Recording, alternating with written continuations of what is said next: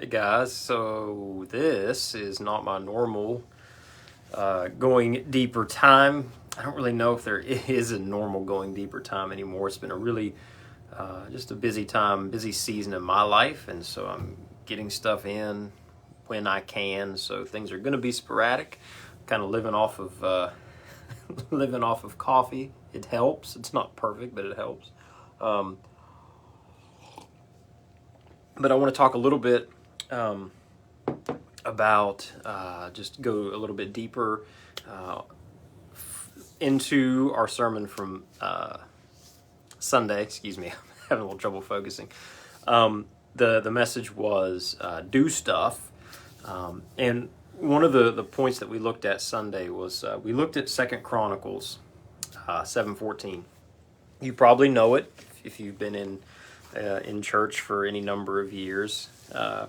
It's where God says to Solomon and through Solomon to the Israelites, if my people who are called by my name will humble themselves and pray and seek my face and turn from their wicked ways, then I will hear from heaven and will forgive their sin and will heal their land. It's a very commonly held and used verse by a lot of Christians. When it comes to praying for America, praying for revival in America, praying for things to turn around for the better in America. In fact, it was funny, I preached that message Sunday, but Friday, 2 days prior, on my way to the clinic in the morning to go to work, there was a black pickup truck that passed me in the left lane, and I just happened to look over, and on the tailgate in big white letters, it had 2 Chronicles 7:14. And then underneath it said, revival or bust, right? So this guy, whoever that guy was in that truck, was praying this verse for revival to come to America. But a lot of believers think that, by if God's people, the church, would just get our act together and humble ourselves and pray and seek his face, then God would come and heal our land, that, the right presidential candidate will get in, and the economy will turn around, and gas prices will go down, and eggs eggs will be 88 cents or $1.25 instead of 47.50 or whatever they are now. But that's it's a sincere but misunderstood. Look at that! Wow. Okay, this hair's out of hand. That is a sincere but misguided understanding of that passage.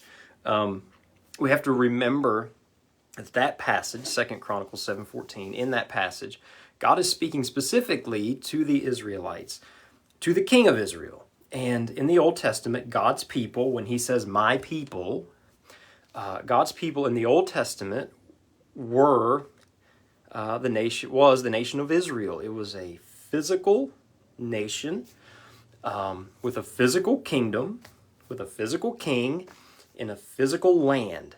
And when God is saying this to them, if my people who are called by my name will humble themselves, pray, seek my face, all these things, then I will hear from heaven and heal their land. He was specifically talking about their land in their earthly kingdom, in that earthly plot of land.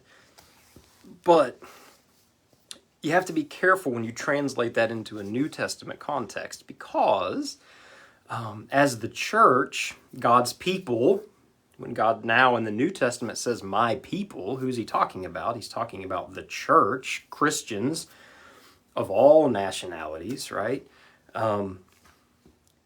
We are in a kingdom that is not of this world.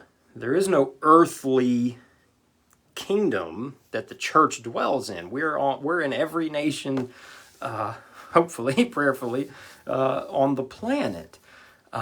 We are in a spiritual kingdom, not of this world. And so when you translate that into New Testament reality, the idea that if the church will just pray, then God will fix America, that's not what that verse is about. I mean, God may very well be doing things that we don't like in America for his intended purpose. I mean, there may be worse days to come, and God may be doing that in his sovereignty. We don't know. But what we do know is we can pray. We can take this verse and apply it to the church and to understand that if God's people, the church, called by his name, if we will humble ourselves and pray and seek his face, then he will hear and he will heal us, right? He'll heal the church. He will empower us. He will give us the grace and the strength and the anointing to shine and stay strong and stay faithful no matter what our particular nation is doing, right? I mean, think about the believers in countries where Christianity is illegal, right? They are humbly crying out to God, and he's not changing the country, but he is changing, strengthening, empowering them, right? And so a lot of you in your life groups this week are going to be looking at that very passage again, and talking about that before you pray. And I want you to think about this. Two of the things that happen when you translate that passage into New Testament context correctly is this. Number one, it takes the burden of the condition of the entire nation off of your shoulders, right? Your little church in whatever little community you're in, like it takes the burden of the entire nation off of your shoulders. You're not responsible for the direction of the entire country. So it kind of takes your focus off of that, takes some of the pressure off. And the second thing that it can do, if you let it, is that it will help to turn your attention to the areas where you really can have an impact. You know, if you can't, save America, then maybe as you turn your attention to where it should be, you begin to see the little area, the little places, the individual people and families where you can have an impact. You know, your church is not going to impact the entire country. I don't care who you are. But your church absolutely can impact the community that you're in. And you can be a lot more effective in your community if your eyes aren't always on the national stuff, but that your eyes are brought back down to your community, right? You're not going to be able, you as a person, you're not going to change the country. But you can have a tremendous impact on your family, your neighbors, your co-workers, your classmates. A tremendous life-changing, eternity-changing impact in their lives, right? So, as you're thinking, as you're praying this week, I would love for you to just kind of give that some thought, man. Like, am I so focused praying about the big stuff, right? I mean, we're called to pray for our leaders and the president, I get that. But are you so focused praying for the big stuff that you're missing all the little stuff in front of you that you really can have influence in?